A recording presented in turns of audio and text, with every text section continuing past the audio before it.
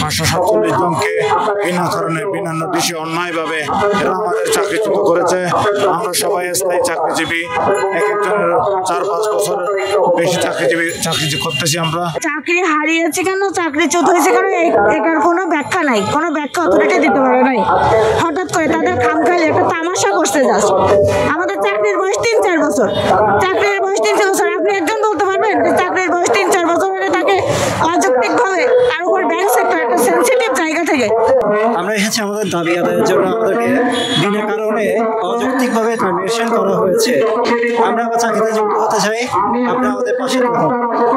আমাদের বয়স নয় অন্য কোথাও গিয়ে চাকরি করার।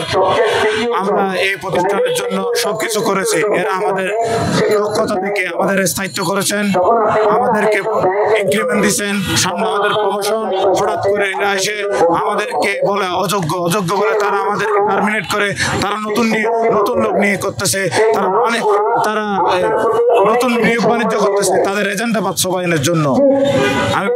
আমরা তাই এর প্রতিবাদে, এই জুলুমের প্রতিবাদে আমরা সবাই সমবেত হয়ে এর সুষ্ঠু বিচার চাই। আমরা চাই আমাদের অধিকার ফিরিয়ে দেওয়া হোক। আমরা সকলে আজকে 3 দিন ধরে আমরা এই আন্দোলন চলমান রেখেছি। আমাদেরকে আশ্বাস দিয়েছে এই বিষয়ে তারা পদক্ষেপ নেবে।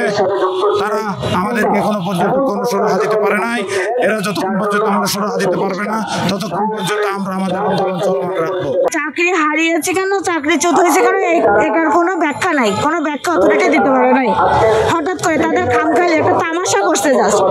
আমাদের চাকরির বয়স 3-4 বছর, চাকরির বয়স 3-4 বছর। আপনি একজন বলতে পারবেন যে চাকরির বয়স 3-4 বছর হলে তাকে অযৌক্তিকভাবে, তার উপর ব্যাংক সেক্টর একটা সেন্সিটিভ জায়গা থেকে কেন তারা হঠাৎ করে 24শে জুলাই মাসের 20টা দিন চাকরি করার পর, 20টা দিন জুলাই মাসের 20 দিন চাকরি করার পরে দিন শেষে সারাদিন ডেস্কে কাজ করার পরে ম্যানেজার বলছে, অথরিটি বলছে কালকে থেকে আপনাদের আর আসতে হবে না।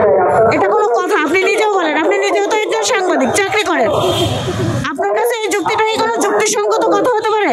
এবং আপনার সেই মুহূর্তে আপনার অবস্থানটা কি হবে? আপনার ফ্যামিলি যদি শোনে, সমাজ যদি শোনে, তাহলে আপনাকে ধিক্কার দেবে না? আমরা সবাই ধিক্কারের মুখে আছি। আমরা সমাজে মুখ দেখাতে পারছি না, ফ্যামিলিকে ফেস করতে পারছি না। কিভাবে ফেস করবো? তাদের কোনো উত্তরই দিতে পারছে না। কেন আমার চাকরি গেল? অথরিটি জানে না, আমার ব্রাঞ্চ ম্যানেজার জানে না, আমার সহকর্মীরা জানে না কেন আমরা চাকরিচ্যুত হলাম, কেন আমাদের চাকরি গেল। অথরিটি এখনো কোনো যুক্তিসঙ্গত ব্যাখ্যা আমাদের দিতে পারে নাই।